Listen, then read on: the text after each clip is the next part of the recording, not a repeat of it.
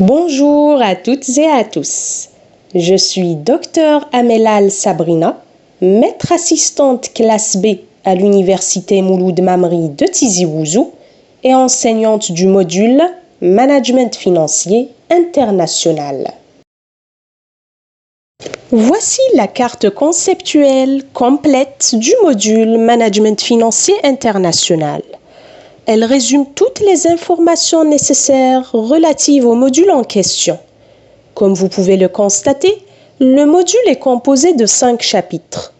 Dans cette vidéo, nous allons aborder le premier chapitre qui porte sur les marchés financiers internationaux.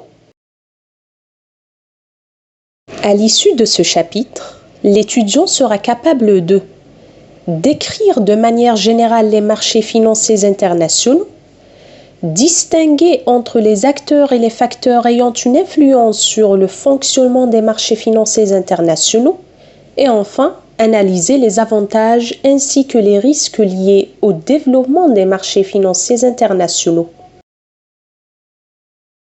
Ce chapitre est structuré en 3 parties qui permettront de mieux comprendre le fonctionnement et les enjeux des marchés financiers mondiaux. Nous commencerons par les généralités sur les marchés financiers internationaux. Ensuite, nous nous intéresserons aux principaux acteurs intervenant sur les marchés financiers internationaux. Enfin, nous analyserons les avantages, risques et limites des marchés financiers internationaux. Nous allons entamer ce chapitre par une définition. Un marché financier est un lieu où les acteurs du marché, plus précisément les agents économiques ayant un besoin de financement et les agents économiques ayant une capacité de financement, se rencontrent pour négocier des produits financiers. Parmi les principaux marchés financiers internationaux existants, nous pouvons citer le marché des actions, le marché obligataire, le marché de change ou encore le marché des produits dérivés. Le processus d'internationalisation des marchés financiers a été marqué par un triple mouvement présenté généralement sous le nom de 3D: déréglementation, décloisonnement et désintermédiation. La déréglementation signifie la suppression des règles empêchant la libre circulation des capitaux.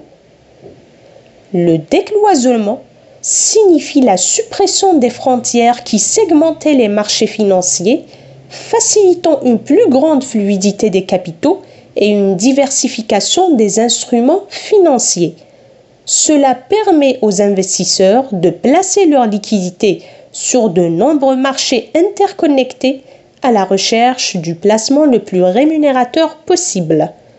Et enfin, la désintermédiation qui signifie l'accès direct aux marchés financiers sans recourir à des intermédiaires financiers tels que les banques. Les marchés financiers internationaux regroupent plusieurs acteurs, à savoir, premièrement, les investisseurs. Ce sont des agents économiques qui sont en capacité de financement. Ils placent leur capital dans différents titres financiers proposés par des émetteurs dans l'objectif d'obtenir un rendement. Plusieurs entités peuvent faire partie de cette catégorie. Nous citons à titre d'exemple les fonds de pension, les compagnies d'assurance et les fonds d'investissement. Deuxièmement, les autorités de régulation. Elles ont pour principal objectif de réglementer et de veiller au bon fonctionnement des marchés financiers et d'assurer la stabilité financière. Parmi ces autorités, nous citons les banques centrales et le Fonds monétaire international. Troisièmement, les intermédiaires financiers. Ils ont pour mission de mettre en relation un acheteur et un vendeur afin de faciliter les transactions. Nous citons à titre d'exemple les banques et les courtiers.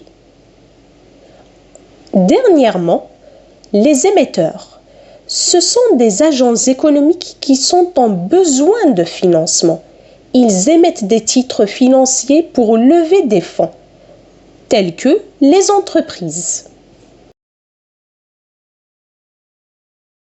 Les marchés financiers internationaux jouent un rôle primordial dans l'économie mondiale. Voici quelques-uns de leurs avantages. Premièrement, la stimulation de la croissance économique. En effet, les flux des capitaux internationaux facilitent le financement des différents projets d'investissement. Deuxièmement, l'amélioration de la liquidité des marchés, car les investissements internationaux permettent d'accroître la liquidité des marchés financiers locaux. Et enfin, la diversification des risques, car la diversification des portefeuilles des investisseurs permet de réduire l'exposition aux risques spécifiques d'une économie donnée. Cependant, le recours aux marchés financiers internationaux présente certains risques qu'il est essentiel de connaître. Premièrement, le risque systémique. En effet, les interconnexions entre les différents marchés financiers facilitent la propagation rapide des crises financières d'un pays à un autre. Et l'exemple le plus édifiant est celui de la crise des subprimes de 2008.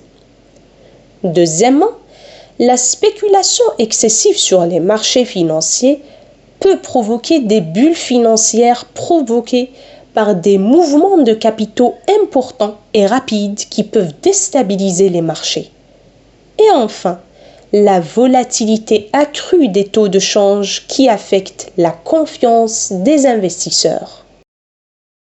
Nous arrivons à la fin de cette vidéo. Je vous remercie pour votre attention.